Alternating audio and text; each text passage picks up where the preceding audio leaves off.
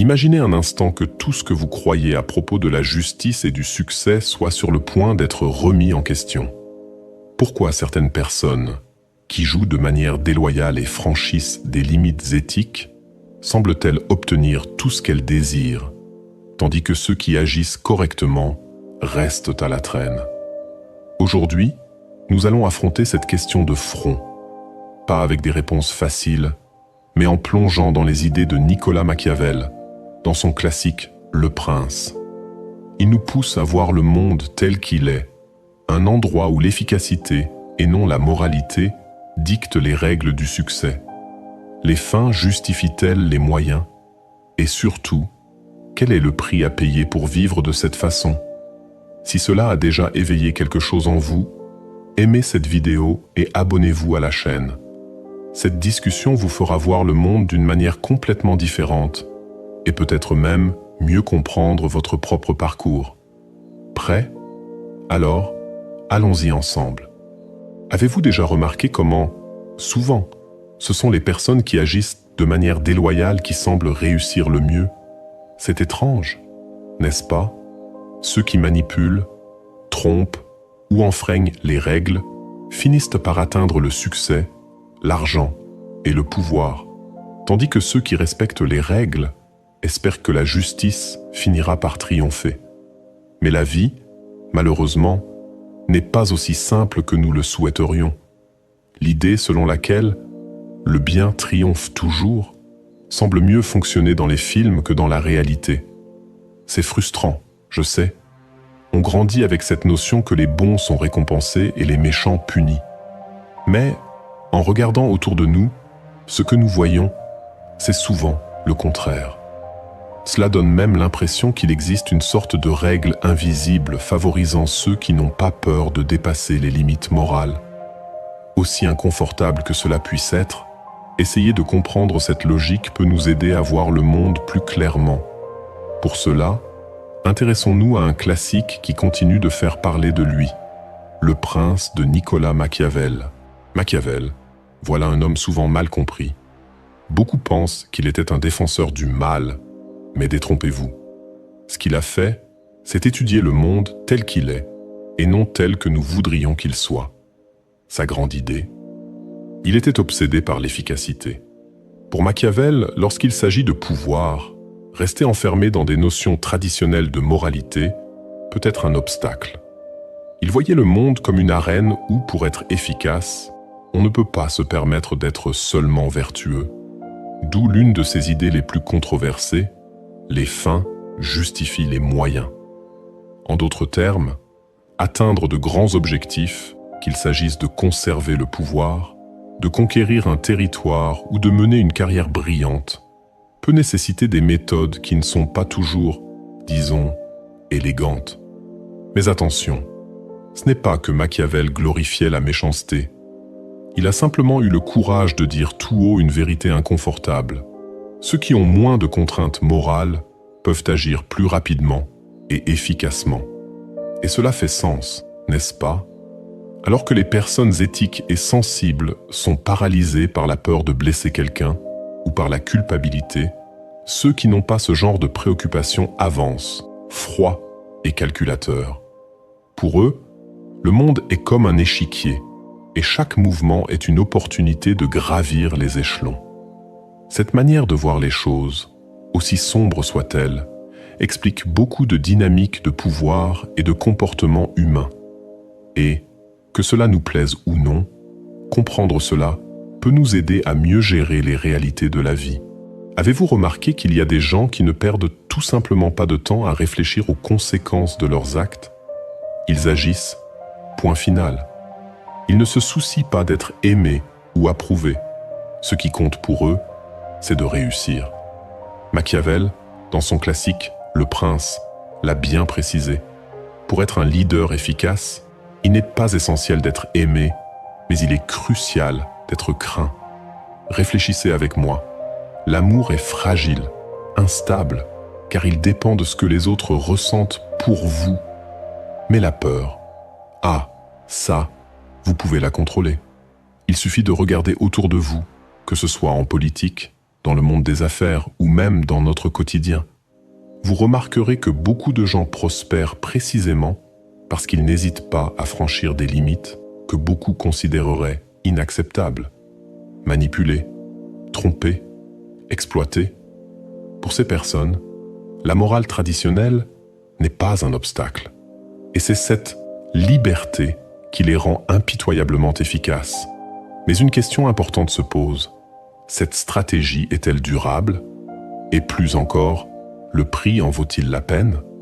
Selon Machiavel, ceux qui réussissent, même en utilisant des moyens douteux, savent combiner deux concepts fondamentaux, la vertu et la fortune. Ces piliers sont au cœur de sa vision du pouvoir et de l'efficacité. Commençons par la vertu. Aujourd'hui, lorsque nous pensons à la vertu, nous l'associons immédiatement à la moralité. Mais pour Machiavel, la vertu avait une autre signification. C'était un mélange de compétences, de courage, d'intelligence et de capacité d'adaptation. C'est ce qui permet à quelqu'un de façonner les circonstances à son avantage. C'est comme une lentille de réalité. Celui qui possède la vertu voit le monde sans illusion, sans romantisme, et agit de manière pragmatique pour atteindre le meilleur résultat possible. Cette personne n'est pas prisonnière de codes moraux rigides. Elle est flexible, audacieuse et stratégique. Parfois, cela signifie enfreindre les règles. C'est là qu'intervient ce type d'individu qui n'a pas peur d'agir avec froideur et calcul. Ils savent quand attaquer, quand reculer et comment manipuler les situations qui les entourent, sans hésitation. Machiavel utilise une métaphore parfaite pour décrire cette idée. Un leader efficace doit être à la fois un lion et un renard. Le lion représente la force, l'autorité, la capacité d'inspirer le respect et de protéger sa position. Le renard, quant à lui, symbolise la ruse, l'habileté à éviter les pièges et à tromper lorsque cela est nécessaire. Celui qui maîtrise cette dualité sait être féroce et stratège en même temps. Il peut attaquer quand il le faut et manipuler avec subtilité lorsque la force n'est pas la solution idéale. Mais aussi impressionnante que soit cette combinaison de vertus, cela ne suffit pas. Il existe un autre élément qui influence toujours le succès, la fortune. Pour Machiavel, la fortune est la vie dans sa forme la plus imprévisible. C'est tout ce que vous ne pouvez pas contrôler. La chance, les opportunités, les crises qui surgissent de nulle part. C'est le chaos qui, que vous le vouliez ou non, influence vos choix. La grande question est de savoir comment vous y faites face. Ceux qui réussissent ne se contentent pas d'attendre la chance. Ils sont prêts à la saisir lorsqu'elle se présente. Ils savent danser au rythme de la musique, s'adapter à l'inattendu et transformer même une crise en un avantage. En fin de compte, le message de Machiavel est aussi inconfortable que fascinant. Il ne glorifie pas la méchanceté, mais il ouvre les yeux sur la réalité. Le jeu du pouvoir ne consiste pas à être juste ou gentil, mais à être stratégique. Et comprendre cela peut complètement changer notre façon de voir le monde. Vous connaissez cette vieille idée selon laquelle la moitié de notre vie est décidée par le hasard et l'autre moitié ne dépend que de nos actions? Eh bien, cela correspond beaucoup à ce que croyait Machiavel. Il disait que le destin, ou fortune, comme il l'appelait, est comme un fleuve impétueux qui parfois déborde et cause des ravages. Mais savez-vous ce qui fait la différence? C'est la manière dont vous y réagissez.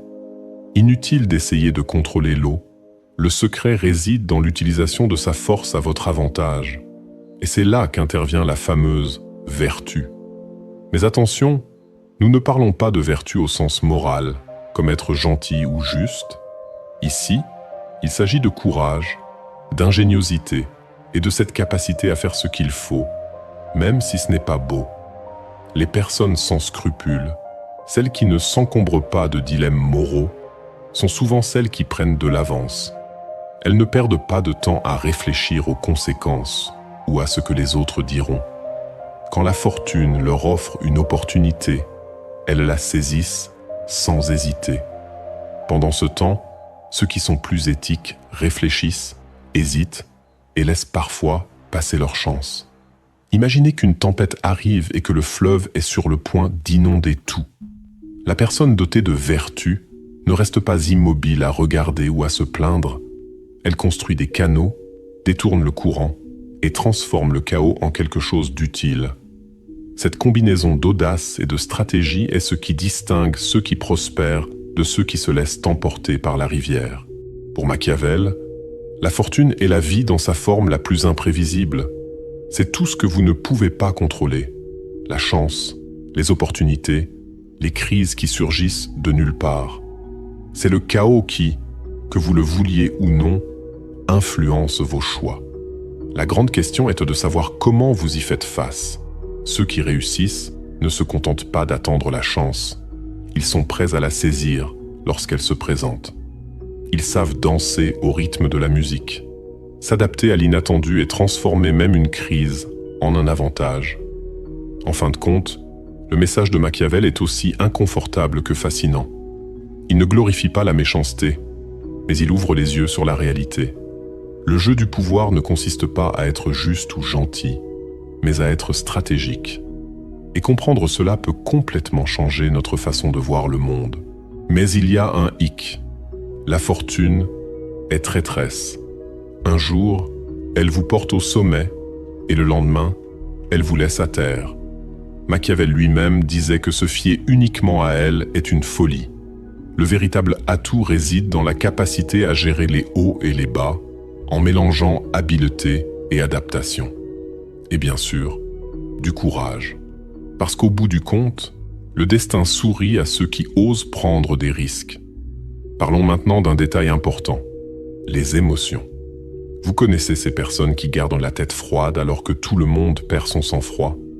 Voilà le profil de ceux qui agissent sans scrupule. Ils ont le sang-froid d'un chirurgien en pleine opération délicate.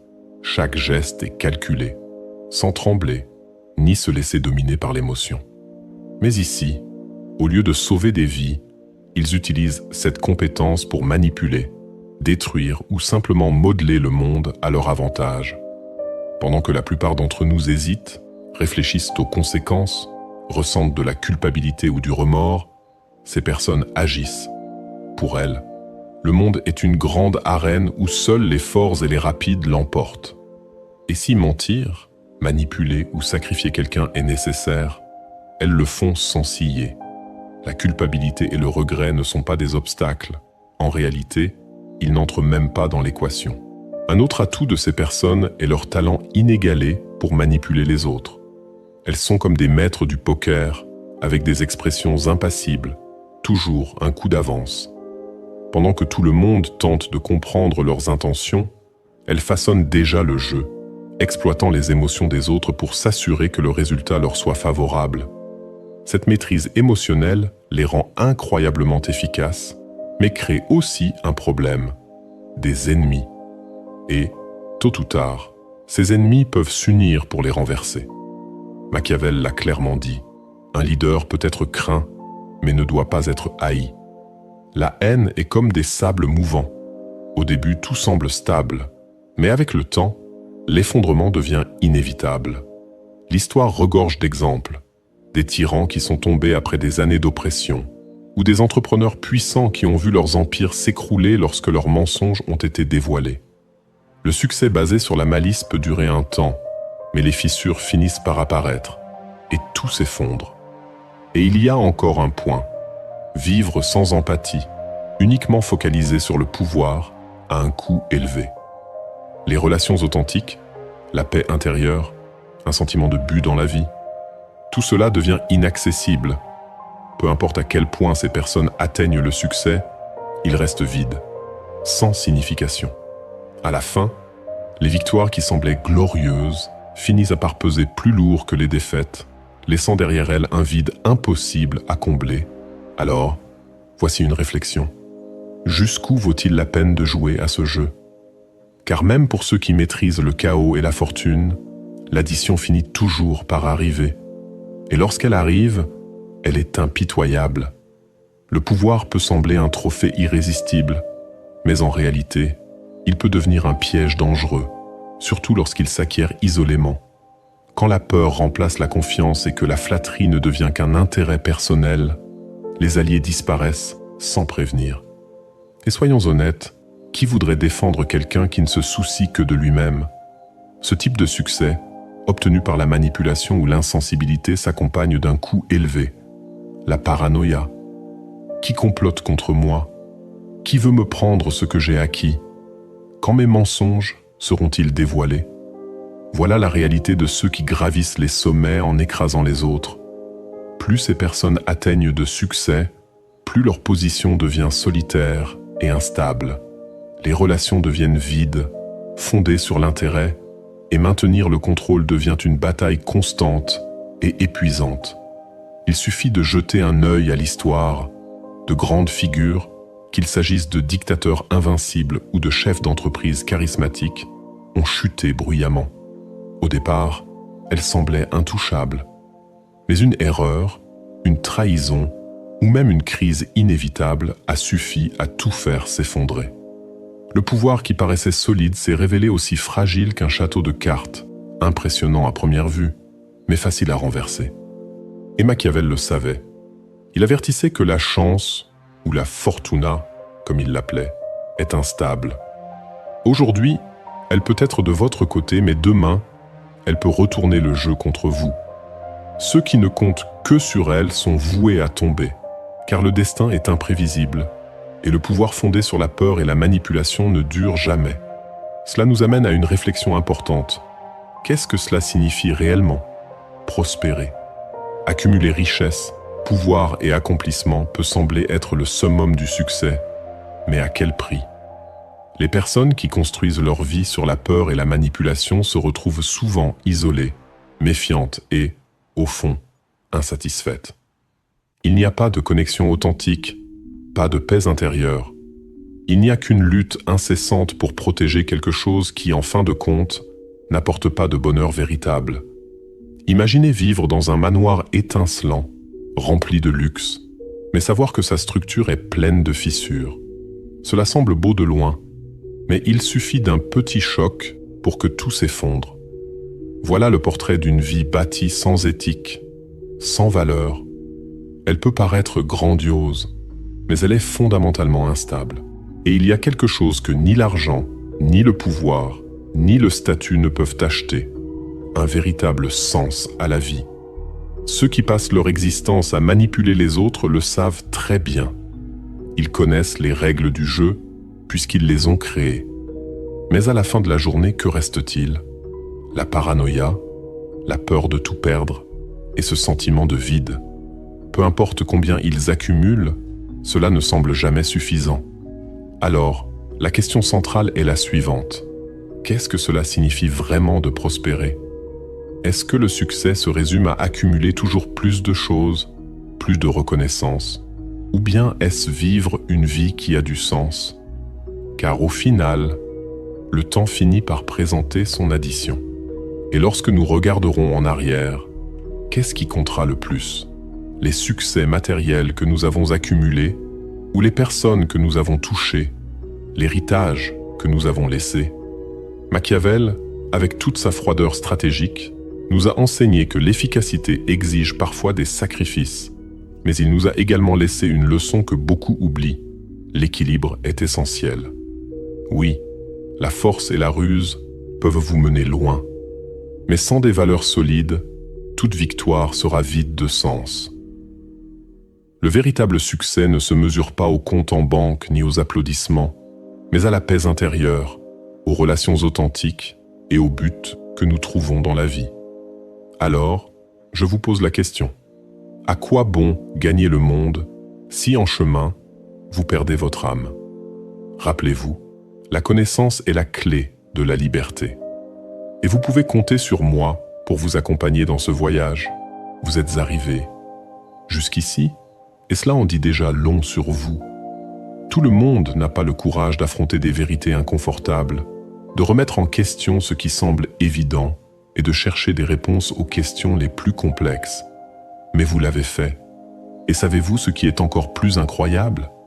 C'est précisément ce type de curiosité qui transforme la façon dont nous percevons le monde et nous-mêmes. Maintenant, laissez-moi vous poser une question.